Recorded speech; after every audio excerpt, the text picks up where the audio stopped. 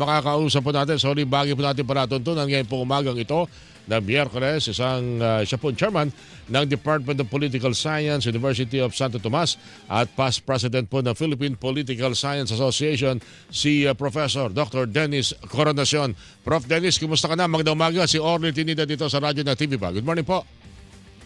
Magandang umaga po, Sir Early. Magandang umaga rin sa inyong mga taga-subaybay. Particular ko ho kayo ni-request ngayong umagang ito kasi gusto ko makita at malaman kung anong inyong obserbasyon sa mga pangyayari ho ngayon sa Senado na mukhang tatangkain na ganito maging sitwasyon hanggang magsara ang session po nila para bukas and eventually magbabalik na sila for the SONA, pero merong pinaka mimithing investigasyon sa Senate Blue Ribbon Committee. Anong inyong impresyon sa mga development na ito sa Senado, Prof. Dennis?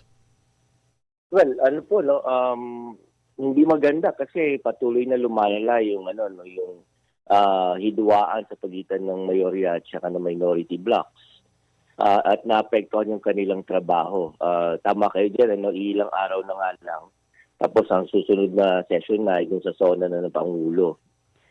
And sana kung meron sana mga priority bills na kinakailangang pag-usapan sa Senado at ilang pang mga measures para solusyonan yung mga problema natin sa pang-ekonomiya, hindi ho nagagawa. So nasasayang po yung yung sweldo na binibigay ng taong bayan para sa mga senador natin at mas nauuna pa yung kanilang mga personal na interes kaysa sa paggampanan ng kanilang mga trabaho. Mm-hmm. Pero bago ko susugan pa yan, may mga impression kasi, bakit tinututukan lang ngayon yung hindi pagdalo sa sesyon ng majority. Noong Lunes, nag-walk out din naman ng minority. Magkapareho ba yun sa inyong pananaw, Professor? Magkaiba po ang dahilan nila, no?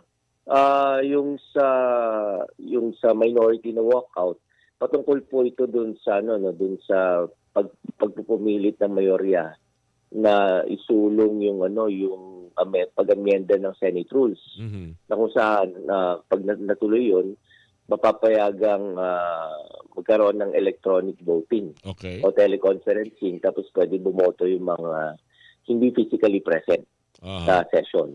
Saka ito naman kung sa majority, ito naman yung tungkol sa tingin ko marami sila mga sinasabi, pero ultimately ang tingin kong goal nila dyan ay para hindi magkaroon ng palitan sa pwesto ng Senate presidency. Pero may narinig ko kahapon na yung ganyan mga bagay, maunawaan natin kung minority. Kasi majority nga I mean, kumbaga sa boxing, kumbaga sa laro ng basketball, sila nagko-control ng tempo.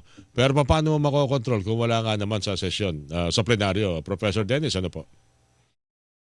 Tama ho, at saka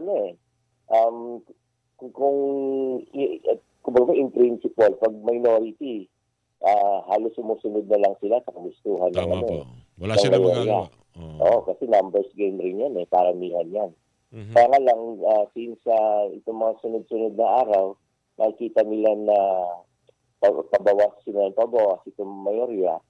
At nakikita ko ay parang survival na lang nila ito Itong kanilang ginagawa na pag-stall into sa mga session by not attending the sessions. Mm-hmm. So, ito po yung dahan-dahan natin nakikita na habang tumatagal habang bumibilang mga araw, pakonti sila na pakonti.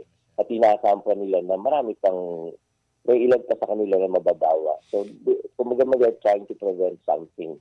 And isa to sa mga pamamaraan nila. Mm-hmm. Anong maaring implikasyon nito sa Senado? Dahil first time na mangyayari itong ganito na walang mangyayaring sesyon, walang trabaho, dahil walang quorum and apparently ang wala ay yung pang majority na inaasahan natin na sila po talaga sila ang mga pinuno po dyan. Sa kabila na rin po nitong mga panukalang batas na nakabimbim pa at maging yung pag-approve pa yata ng promotion ng mga sundalo, kawawa naman, iba magre-retire na. Hindi ba ma-approve ng retirement pag nagkataon, Prof. Dennis? Yun nga sa kasamang palad, baka nga maapektuhan talaga yung mga nakabinbin na mga panukala. Lalo pa yung priority bills na in-identify nila sa LEDAC. Tapos bukod pa dyan, tama kayo, yung promotion ng ilan sa mga sundalo natin, yung mga general, at saka yung retirement ng ilan sa kanila. Bukod pa dyan, ang alam ko, meron din yung nakabinbin din yung naturalization nung parang kinukuha natin na mga Mga import athlete, na basketball players. mga So, atleta po. so lahat po yan apektado. Yung ilan dyan siguro kaya nating tisin kagaya sa basketball players, okay lang na maduloy ng konti. Kaya nga lang, yung iba talaga, kailangan. So, kapag nagpatuloy yung standoff na yan sa Senado, kawawa nun ang taong bayan, no?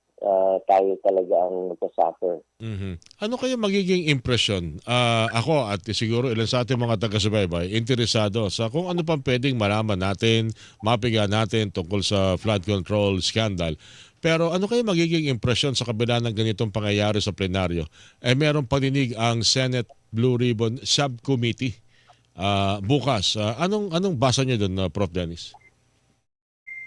Ang kung optics na topics na pag-uusapan ko, no, hindi maganda kasi parang napaka-obvious na ang yung mga ganitong klaseng investigasyon ng ating mga mababatas ay nagagamit sa mga pampolitikang konsiderasyon.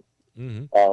Kasi agad-agad naglabas sila ng listahan na gusto nilang maimbestigahan. Although, tama rin naman yung punto na, sige, let's be fair, yung mga hindi naipatawag noong nanunungkulan pa bilang Senate Blue Ribbon Chair si Ping Lacson, patawag natin ngayon since sila na yung sila na yung mayorya. Mhm. Pero ang sa akin ang pinag-arasal ko lang, hindi sana magamit para sa pampolitika ulit na konsiderasyon na dahilan. Kasi otherwise, mawawala na ng integrity itong Senado sa paggamit nila ng kanilang legislative inquiry o yung kanilang investigation power.